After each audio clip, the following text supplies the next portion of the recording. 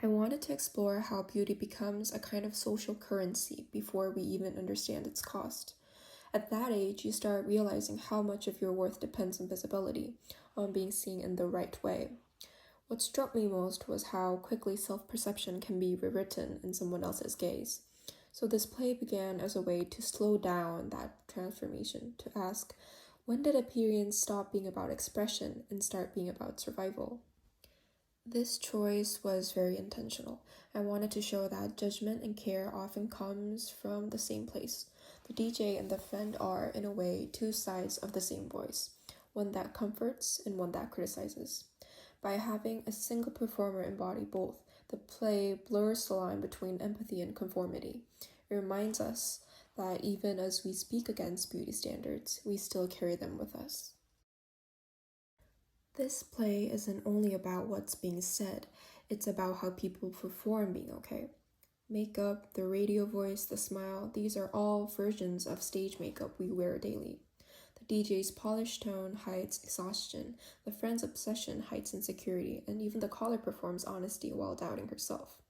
I wanted to suggest that we're all performing identity under the spotlight of social judgment. I never wrote the character of the friend to be shallow. Her fear is deeply human. In a world where beauty dictates opportunity, where looking right can determine how kindly others treat you, her anxiety feels justified. She isn't obsessed because she's vain. She's obsessed because she's scared. And I think a lot of us understand that fear, even if we don't want to admit it. Middle school felt like the perfect setting because that's when identity first fractures, when who I am starts to collide with who I'm supposed to be. It's such a tender and stable time where everything feels both deeply personal and brutally public. The play captures that in-between moment where you begin to see yourself as others do, and you can never unsee it again. The caller's journey is quieter, but in many ways more tragic. She begins certain of herself, content with her natural reflection. But as her friend's words echo, that certainty begins to crumble. She begins to wonder if ignorance is confidence, or if confidence is just another privilege.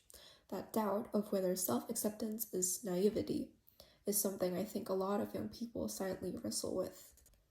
Silence in that final moment is the only honest answer, because there is no right way to exist in a world that measures you constantly. The DJ silence is uncomfortable, but it's also respectful. It's an acknowledgement that this isn't a problem you can solve with words. Sometimes the act of not answering is the most compassionate thing you can do. At its core, this piece is about reflection, the reflections we chase, distort, and lose ourselves in. I wanted the play to feel like standing between two mirrors, where your image multiplies endlessly until you can't tell which version is the real one. That's what growing up in a world obsessed with appearance feels like, a constant negotiation between self and spectacle.